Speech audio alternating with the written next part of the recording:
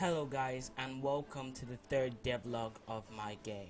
This month I've been working on a couple things, but I'm going to point out about 7 of them. The first one being I've started working on a third biome, which is the sewers. It's very early in development and I just have like about 2 rooms, a couple new enemies, but I have a lot of ideas of what I want to do with the sewers biome. It's going to have a lot of toxic enemies and a lot of pools of poison, as you can see on screen. The second one is a death animation. This one has been suggested to me by a couple of testers and I added it in, and you have no idea how I had to scramble through the code just to add this in.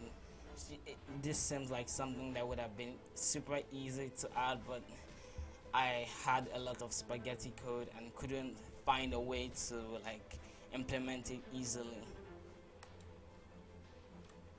The third thing I added this month is dialogue.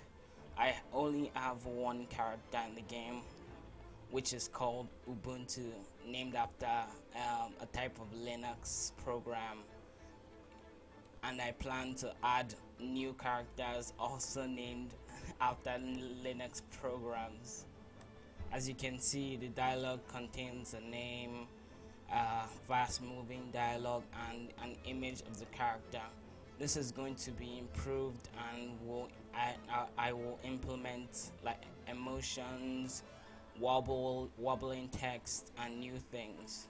The fourth thing I implemented this month was elemental effects. This one was something I wanted in the game since the beginning, but I wanted to add the main things first because this one was more of a luxury implementation rather than something the game required in the beginning. So I added this a couple weeks ago, and this really made gameplay more varied. A flame sword, their flame effects, using oil on enemies finally makes the flame effects do double damage. I mean, it's insane. Also, I added rings.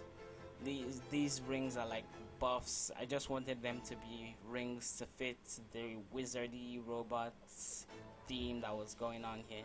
But the rings enable you to take less damage or fire projectiles from your weapon or do damage when you dash and all those kind of buffy stuff. I haven't fully implemented them into the game as the testers noted, but I will add it soon. Also, I added tooltips.